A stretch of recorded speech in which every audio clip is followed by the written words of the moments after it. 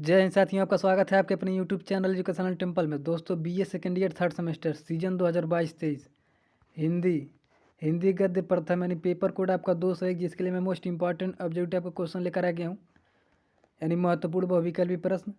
तो आइए देखते हैं पर प्रश्न नंबर पहला। सभी प्रश्न बहुत ही महत्वपूर्ण हैं परीक्षा की दृष्टि से। तो प्रश्न नंबर पहला देखते हैं, हिंदी का पहला उपन्यास किसे माना जाता है? तो इसका उत्तर हो जाएगा परीक्षा गुरु को। अगला प्रश्न है कि द्विवेदी युग का नामकरण किसके नाम पर किया गया? तो इसका उत्तर हो जाएगा आचार्य महावीर प्रसाद द्विवेदी जी के नाम पर किया गया था। अगला प्रश्न है कि रसज्ञ रंजन किसका निबंध संग्रह है? तो इसका उत्तर हो जाएगा आचार्य महावीर प्रसाद द्विवेदी जी का ये। अगला प्रश्न, द्विवेदी युग में किस तरह के निबंधों की रचना अधिक हुई है? तो इसका उत्तर हो जाएगा विचार प्रधान की जो रचना है ये सबसे अधिक हुई है। अगला प्रश्न है, बाबू गुलाब राय किस युग के निबंधकार हैं? तो इसका उत्तर हो जाएगा शुक्ल युग के निबंधकार हैं। अगला प्रश्न है, मैं संस्कृति को किसी देश विशेष या जाति विशेष की मौलिकता नहीं मानता। मेरे विचार के सारे संसार के मनुष्यों के एक सामान्य मानव संस्कृति हो सकती है। यह कथन किसका है? तो ये कथन आपका आचार्य हजारी प्रसाद द्विवेदी जी का है। अगला प्रश्न है कि करुणा निबंध में किस शैली का प्रयोग शुक्ल जी ने किया है? तो इसका उत्तर हो जाएगा विवेचनात्मक और भावात्मक दोनों प्रकार की किया था अपनी निबंध शैली में। अगला प्रश्न है कि उसने कहा था कहानी के लेखक हैं? तो इसका उत्तर हो जाएगा चंद्रधर शर्मा गुलेरी जी हैं। अगला प्रश्न है कि नासिकेतोपाख्यान के रचनाकार हैं? तो इसका उत्तर हो जाएगा सदल मिश्र। अगला प्रश्न, हिंदी गद्य का सूत्रपात कब से माना गया है? तो इसका उत्तर हो जाएगा 1800 ईस्वी से। अगला प्रश्न है कि श्रृंगार रसमंडल ग्रंथ के रचयिता कौन है? तो इसका उत्तर हो जाएगा विट्ठलनाथ। अगला प्रश्न है, इंदुमती के लेखक कौन है? तो इसका उत्तर हो जाएगा किशोरीलाल गोस्वामी। अगर इसका पीडीएफ चाहिएगा तो आप हमारे टेलीग्राम चैनल को ज्वाइन कर लीजिएगा, जिसका लिंक मैं इसी वीडियो के डिस्क्रिप्शन में डाल दूंगा। प्रश्न नंबर अगला कि गोदान किस उपन्यास यानी गोदान किसका उपन्यास है? तो इसका उत्तर हो जाएगा मुंशी प्रेमचंद का। ये गोदान, गबन, रंगभूमि, कर्मभूमि ये सभी प्रेमचंद के हैं। अगला प्रश्न, द्विवेदी युग कब से कब माना जाता है? तो इसका उत्तर हो जाएगा 1900 से लेकर 1920 ईस्वी तक। अगला प्रश्न है कि करुणा क्या है? तो करुणा एक मनोविकार है। अगला प्रश्न है कि आचार्य रामचंद्र शुक्ल का समय कब से कब तक है? तो इसका उत्तर हो जाएगा 1864 ईस्वी से लेकर 1941 ईस्वी तक। अगला प्रश्न है कि जिन पंक्तियों में वर्णों या मात्राओं की संख्या नियमित होती है वह कहलाता है? तो उसे छंद कहते हैं।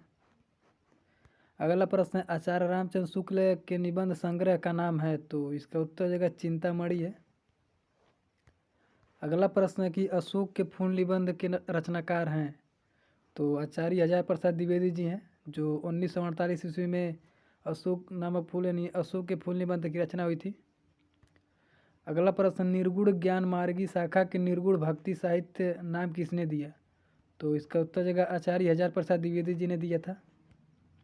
अगला प्रश्न, कुबेरनाथ राय का पहला निबंध है? तो इसका उत्तर जगह प्रिया नीलकंठी। अगला प्रश्न है कि अशोक के फूल के माध्यम से भारत की संस्कृति और धार्मिक व्यवस्था पर प्रकाश डाला गया है? तो इसका उत्तर हो जाएगा प्राचीन में। अगला प्रश्न है कि पूस की रात कहानी किसकी है? तो इसका उत्तर हो जाएगा प्रेमचंद की है। अगला प्रश्न है कि पूस की रात कहानी में हल्कू का चरित्र है? तो इसका उत्तर हो जाएगा किसान का जो चरित्र था हल्कू का। और हल्कू की वाइफ का क्या नाम था? नहीं, पत्नी का नाम मुन्नी था। इसे भी याद रखिएगा, परीक्षा में पूछ सकता है। अगला प्रश्न है कि प्रेमचंद की अंतिम कहानी कौन सी मानी जाती है? तो इसका उत्तर जो है कफन, जो प्रेमचंद की अंतिम कहानी है। अगला प्रश्न है कि पाजेब कहानी किसकी है? तो इसका उत्तर है जैनेन्द्र जी की है ये। अगला प्रश्न है कि जैनेन्द्र का पहला कहानी संग्रह कौन सा है? तो इसका उत्तर है फांसी। अगला प्रश्न है कि तार सप्तक के संपादक कौन थे? तो इसका उत्तर हो अज्ञे। अगला प्रश्न है कि आत्मनेपद अज्ञे की कौन सी विधि है? तो इसका उत्तर हो आलोचना वाली विधि है आपकी। अगला प्रश्न हो जाएगा त्रिपथ यानी त्रिपथगा कहानी संग्रह किस वर्ष प्रकाशित हुई थी? इसका उत्तर हो जाएगा 1931 ईस्वी में हुई थी। अगला प्रश्न है कि शरणार्थी आज्ञा की कौन सी विधि है? तो इसका उत्तर जाएगा ये कहानी है, कहानी की विधि है। अगला प्रश्न है कि पर्दा किसकी रचना है? तो इसका उत्तर जाएगा यशपाल जी की है ये। अगला प्रश्न है कि समंदिया कहानी के लेखक कौन है? तो इसका उत्तर जाएगा फणीश्वर नाथ रेणु। अगला प्रश्न है कि पैया पड़ू दादी धरू हमारो संवाद है, तो यह करुड़ा का है ये। अगला प्रश्न है कि वापसी कहानी किसकी है? तो इसका उत्तर जाएगा उषा प्रियवंदा का है ये। अगला प्रश्न प्रेमचंद की अंतिम उपन्यास है, तो इसका उत्तर जाएगा गोदान। अगला प्रश्न कि प्रेमचंद की समय सीमा अवधि क्या थी? तो इसका उत्तर जाएगा 1880 से लेकर 1936 ईस्वी तक। अगला प्रश्न प्रेमचंद का कौन सा उपन्यास है जिसे महाकाव्य की संज्ञा दी गई है? तो ये आपका गोदान है, जो महाकाव्य की संज्ञा दी गई है गोदान को।